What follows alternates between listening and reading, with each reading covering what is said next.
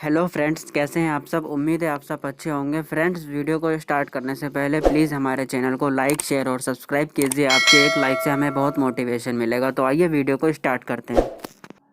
UAE ने 25 अप्रैल को भारत से आने वाले यात्रियों पर प्रवेश प्रतिबंध लगा दिया था। पिछले 14 दिनों में किसी भी समय भारत में आने वाले यात्रियों को यूएई में प्रवेश की अनुमति नहीं दी जाएगी।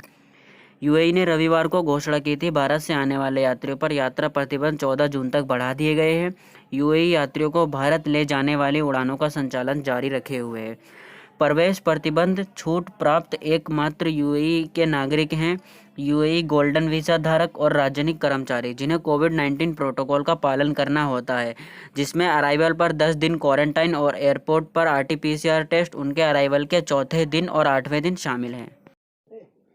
सऊदी अरब ने पिछले साल कोविड-19 का प्रकोप शुरू होने पर अंतर्राष्ट्रीय यात्रा पर प्रतिबंध लगा दिया था। निवासियों को सऊदी अरब छोड़ने की अनुमति थी, लेकिन फिर से प्रवेश नहीं किया।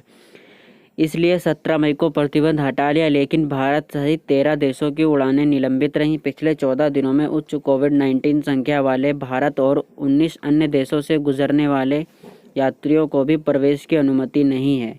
इस नियम को एकमात्र सऊदी नागरिक और उनके कर्मचारी, राजनयिक और स्वास्थ्य व्यवसायी और उनके परिवार शामिल हैं। इन छूट प्राप्त श्रेणियों को एक नेगेटिव आरटी-पीसीआर टेस्ट देना होगा और 14 दिनों के लिए उनके अराइवल पर क्वारंटाइन भी करना होगा।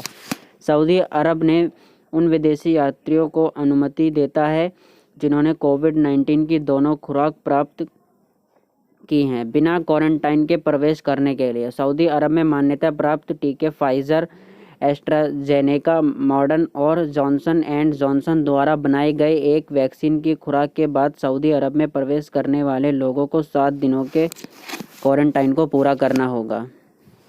कुवैत ने 24 अप्रैल को भारत से यात्रा को निलंबित कर दिया था। कुवैत देश पहुंचने से 14 दिन पहले भारत से गुजरने वाले किसी भी यात्री के प्रवेश को भी निलंबित कर दिया था। प्रतिबंध कुवैती नागरिकों और उनके घरेलू कर्मचारियों पर लागू नहीं होता।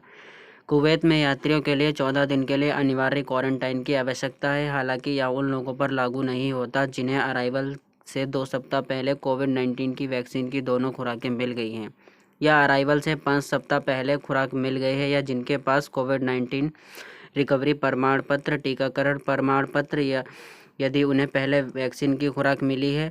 अराइवल से कम 2 सप्ताह पहले कुवैत ने फाइजर, एस्ट्राजेनेका, मॉडर्न और जॉनसन एंड जॉनसन के टीके लेने वाले यात्रियों के लिए प्रवेश की अनुमति दी है। उत्तर इस क्षेत्र के उन देशों में शामिल है जिन्होंने भारत से उड़ानें निलंबित नहीं की हैं। भारत, नेपाल, बांग्लादेश, पाकिस्तान, श्रीलंका और फिलीपींस के माध्यम से या अराइवल करने वाले यात्रियों के लिए यात्रा से 48 घंटे पहले का एक नकारात्मक आरटी-पीसीआर टेस्ट की आवश्यकता होती है। अप्रैल के अंत में कतर ने अनिवार्य किया कि आरटी-पीसीआर रिपोर्ट सबमिट की जाए और हाथ से लिखी न जाए, क्यूआर कोड एम्बेडेड हो और परीक्षण आईएसएमआर प्रमाणित प्रयोगशाला से होना चाहिए। भारत से आने वाले सभी यात्रियों को एक समर्पित क्वारंटाइन सुविधा 10 दिनों के लिए क्वारंटाइन से गुजरना पड़ता है, या 14 दिनों के लिए अगर संगरोध मेखाइन सुविधा में हो तो उनकी टीकाकरण स्थिति के बावजूद। ओमान ने भारत से उड़ानों के निलंबन को 31 मई तक बढ़ा दिया है। निलंबन उन लोगों पर लागू होता है जिन्होंने ओमान पहुंचने से 14 दिन पहले भारत की यात्रा की थी। प्रतिबंध ओमानी नागरिकों, राजनयिकों, चिकित्सा कर्मचारियों और उनके प्रायोजकों के साथ यात्रा करने वाले घरेलू कर्मचारियों पर लागू नहीं होते हैं। बहरीन ने रविवार को भारत से नियमित यात्रा को निलंबित कर दिया। केवल अपने नागरिकों और निवास वीज़ा रखने वालों के लिए प्रवेश अनिवार्य कर दिया। इन यात्रियों का नेगेटिव आरटी-पीसीआर टेस्ट होना चाहिए और किसी होटल या आवास में 10 दिनों की अवधि के लिए क्वारंटाइन होना चाहिए, जिसके बाद उनका दोबारा परीक्षण किया जाएगा।